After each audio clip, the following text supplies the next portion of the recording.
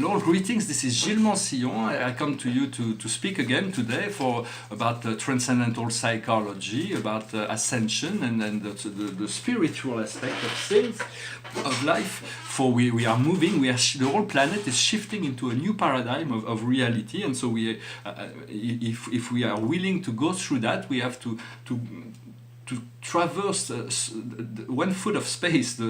For our life happens here, but we have to come back here, which is the heart, and that is essentially what the whole process of life will unfold through that process of returning to the heart, and doesn't mean to stop thinking, but to be more in touch with our inner self.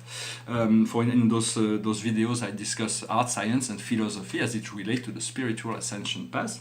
I'm going to pull out 4 cards to see what the guidance we may have today on the Dakini. The highest wisdom for us today is the hot seat, is the responsibility, is the emperor. It is assuming the responsibility for all our thoughts, all our words, all our action, to be fully aware, to become a full creator of our life, a co-creator. So there is a great deal of the main thing, and when we have a lot of responsibilities, to stay in touch with the heart, to stay in touch with the spiritual aspect, so we do not go, because power without love and wisdom can be extremely destructive, as we know that from history. So there is a great deal of new responsibility that will be coming aligned. What we need to understand is the asylum, is how to move inside ourselves, to find the stillness, the still point within ourselves, to find this inner place where we can just be at peace, be in love, be love, and just without having to project anything, without having to expect anything, to just be, and then the more focus on the breath, and then to allow ourselves to receive whatever, whenever that happens. What we need to do is the serpent power, is the willpower, is to direct our will. That is the serpent of sexuality. Willpower, for will and sexuality are the same thing. It is the primal energy of humanity, and so it is how we direct our will. What do we do with our will? What do we do with so it is learning how to make the choice. For life will life, God, the universe will never make the choice for us. It is for us to make the choice to go towards unity, to go towards bliss, towards joy, to go towards freedom. But the universe will assist whatever choice we are for. Even if we move into unity consciousness and we become free of the matrix, the paradigm of duality will continue for quite a while. God supports that, for it is a mean by which to educate through the law of cause and effect. For those who understand karma and cause and effect, those messages have meaning. But for those, when somebody does not believe in karma, cause and effect, or past life, or reincarnation, or the eternal nature of the soul, it is much better not to talk about those things, for they're not ready. But when they're ready, it's good to be able to help and support, to assist, to communicate with those of like-minded people. And so that's really what the general message for us today is: the earthbound. We are all connected to one another. It is a dance of salvation. It is a freedom that is we can see the earth from a different matrix from on this card on the earth, and we can see the earth from outside the matrix. And so it is important to know that it is the end of the tunnel. It is the end of suffering. It is the end once we choose bliss. Bliss is when we want to know what ecstatic joy is about. We just need to get in touch with dolphins, or to observe a dog when he's playing, is fully in the ecstatic joy. And so it doesn't mean that we need to get all pumped up about it, but just to be in this space, and to seek out joy, to seek out freedom, to seek out the best of life, whatever is we can consider it to be the best, is and also to be guided as much as possible, because I'm going to first read the card from the archangels, and here's the 6 of Michael. It says the light is at the end of the tunnel, which is what I was talking about. Breathe and make and create new project. It talks about moving to a different land, or traveling. So there is a great deal of movement and possibility, opportunities for maybe a relocation, or maybe something new that will happen, to be able to be free in order to move into the new cycle. I was talking about creating vision for when am a guardian of the higher vision for many, many years. That's what it's one of my function is to hold that frequency of the higher vision. But now it is the time to share that higher vision, and so I want to liberate it so it become accessible to all. So it is somewhat using changing the glasses of perception in life from 3D. We have 3D glasses, and we have 4D glasses, and we have 5D glasses, and so we eventually will be able to use those perception, those special pair of glasses, to look into all kinds of dimensions before we can be completely free of the physical program. Personally, I'm going through 100 days of cleansing. I feel for Ascension is not about the physical body or physical habit. It's the heart and the mind that is aligned, the alignment of mind and heart. But at some point, the physical body needs to be clean. So my main goal is to keep my eyes on the ball for 100 days to go through the whole process of cleansing. It's not really enjoyable. I get headaches. I get my back is a little stiff, and there is so it's not sometimes I get chills also, but those toxins needs to be released. So it is important not to let ourselves be distracted when we're doing that. It is not an end in itself. It's just a process that we go through in order to clear up some space within ourselves.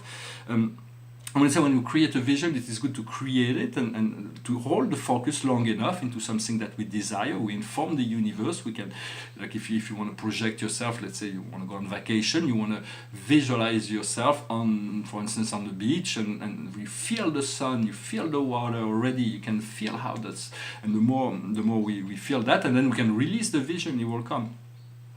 But in many sense, it is also good to let go of expectation. We do that, but then we cannot be like, oh, when is it coming? When is it coming? No, we let go of expectation. Yet if we're gonna have expectation, we may as well have positive expectations.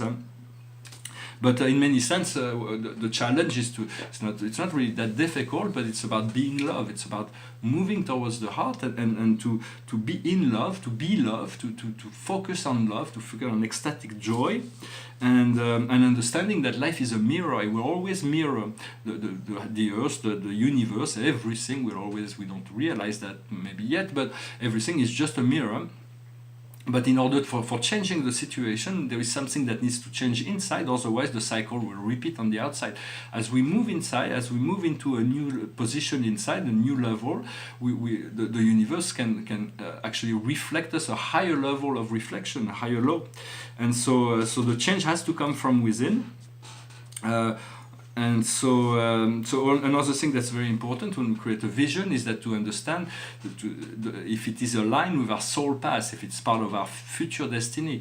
If it is, the universe will greatly assist in bringing that together, bringing that to make it manifest when it is the time for. It is important to understand the soul plan. This is really what we came here to do, to experience.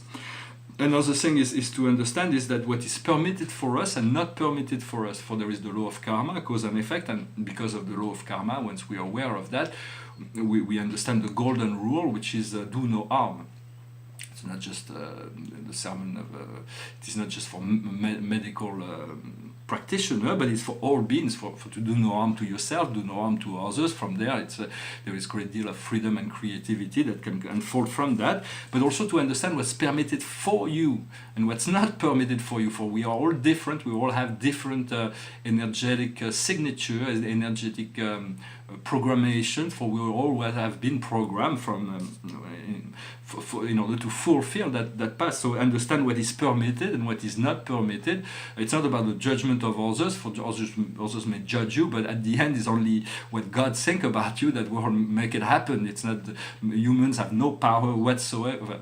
I'm not going to say that humans don't have power, but we don't control that much. We don't even know where we come from. We don't know what makes it possible for us to be in this physical body. We don't understand the world of energy. We don't understand the world of cause, and so it is good to allow ourselves to know that deep inside of ourselves there is all the information, all the knowledge that we need in order to reintegrate this knowledge that will make us sovereign, that will make us free. And so it's also the last thing I wanted to say is that it's an important aspect is to understand what if you believe in God. Of course, those messages are not only dedicated to those who are already implicated in this ascension path, but the understanding is what God expects from you. once you understand that, you get it. It's like God does not expect you to be perfect. God is perfect, and His command is be you perfect. But He knows that the infinite perfection cannot be attained. We are living in a human body in a world that is in deep chaos, that's moving towards harmony, but it's still a little bit away from. We still have a little bit to go in order to retrieve the sense of harmony, of divine harmony, that the earth will become a paradise for all. We're still a little bit far away, but it will come. It is part of the process. It is part of the process of ascension. There will be a cleansing, and at some point, a lot of soul will have to go. Because they will no longer be they will no longer be able to sustain this higher energy as the energy escalates and becomes bigger. Behind me, I hope this message was interesting for you. I thank you. I wanted to very briefly discuss that. This painting is just it's an interior. It's called the Museum Series. I did from 2005 to 2007. I did some large painting in small paintings because I didn't have space for. And in this one, I couldn't. I don't know if you can see it, but maybe you'll see it.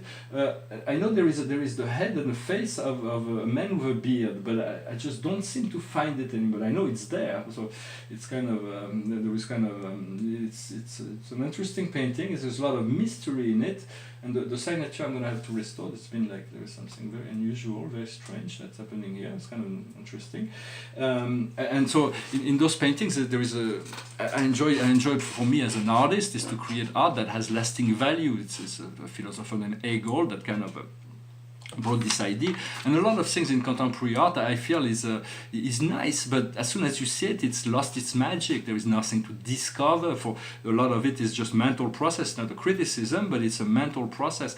And when in order for it to be soul, it has to be heart and soul and spirit into the art.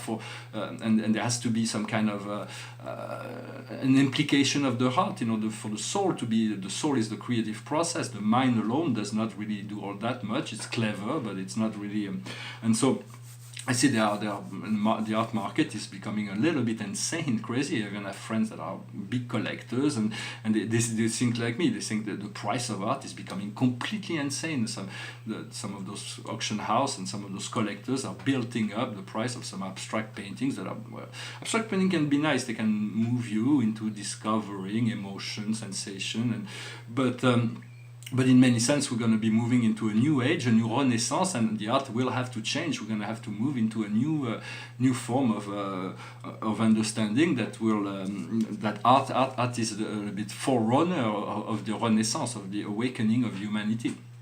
And so there'll be, I don't know when that, how or when that will happen, but it's always in the part of the divine plan to have this renaissance happening. So I'm really grateful to be here, to be able to share and participate in this collective awakening. I'm going to finish with a little song. It's a romantic song. It's a beautiful song. It's an old song. It goes like this. Love me tender, love me sweet, never let me go. You have made my life complete, and I love you so. Love me tender, love me true, all my dreams fulfill. For my darling, I love you, and I always will. Love me tender, love me long, take me to your heart. For it's there that I belong and will never part. Love me tender, love me dear, tell me you are mine. I'll be yours throughout the years, till the end of time. Love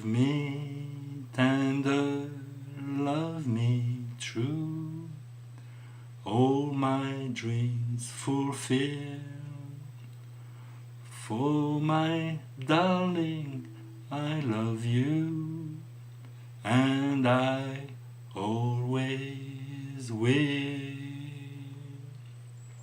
Well, thank you very much for sharing, for liking, for commenting. If you have any comment or anything you wish me to address or discuss, it's always enjoyable to get feedback. And so I wish you a wonderful day. Thank you very much, and I'll talk to you later. Namaste.